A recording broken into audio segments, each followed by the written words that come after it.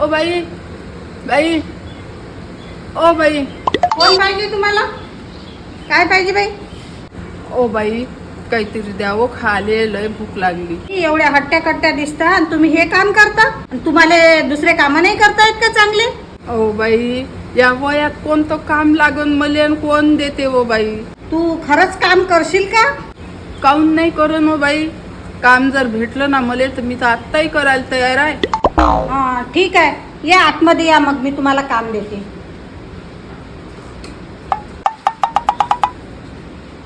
या या, आत आहे ना, या बसा.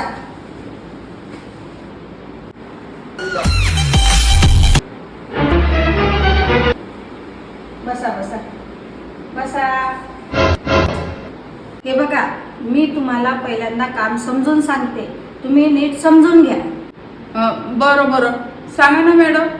बघा, माझी स्वतःची कंपनी आहे. माझ्या कंपनीमध्ये हे प्रोडक्ट्स तयार होतात आणि आमच्याकडे लोकांचे ऑर्डर प्लेस होत असतात. हे बुक आहे, ह्या बुकमध्ये सगळ्यांचे पत्ते आहेत. तुम्ही फक्त ह्या पत्त्यावर हे प्रोडक्ट्स त्यांना पोचून द्यायचे आहे आणि त्यांच्याकडून पैसे घेऊन याच्यात सगळा हिशोब लिहायचा आहे.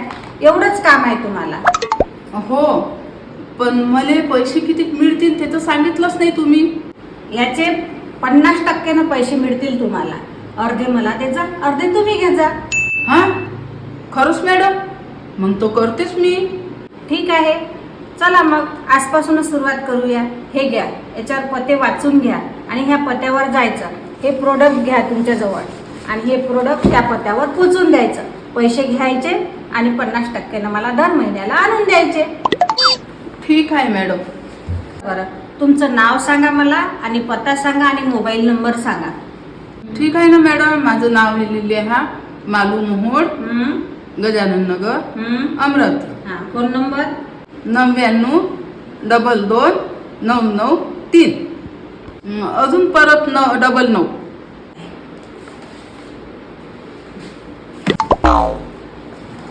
मग मी आणून देते तुम्हाला हिशोब पूर्ण. काय काय तू असं अनोळखी माणसांना घरात आणतं, त्यांना प्रोडक्टही विकायला देतं, एवढा विश्वास कसा ठेवतो तू त्यांच्यावर? राहू दे बेटा, मदत करावी लागते. बघ, ते आता परत येणार नाही, तुला चॅटच देणार आहे ते. बघू. मॅडम, तुम्ही मला फोन केला होता म्हणून मी आले. बसा बसा. ना जास्त झाला, तुम्ही पैसा आणून नाही दिला मला.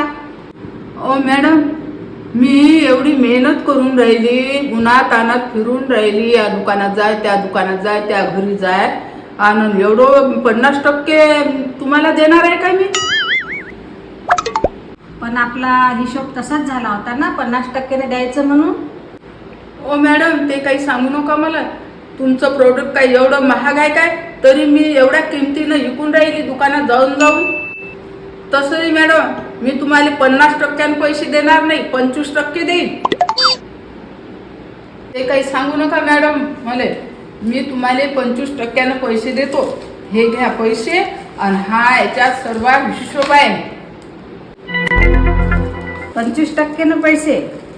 ठीक आहे मॅडम, तुम्ही आता मला कामावर ठेवा की नका ठेवू, आता मला सर्व याच्यातली माहिती झाली आणि माझी की नाही आता सर्वीकडे ओळखी पण झाली. मी स्वतःचा माझा बिझनेस चांगला करू शकते आणि मी आता पुढच्या महिन्यापासून तुमच्याकडे काम नाही करणार.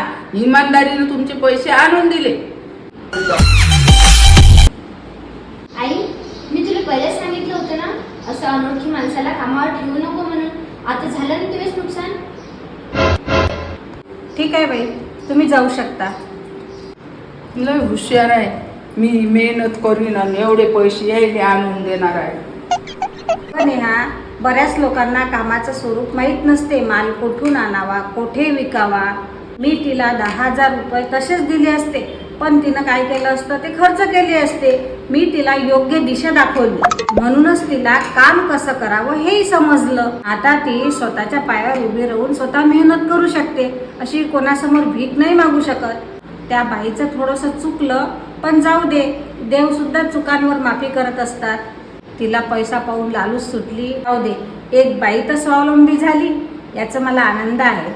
होय, बरोबर आहे.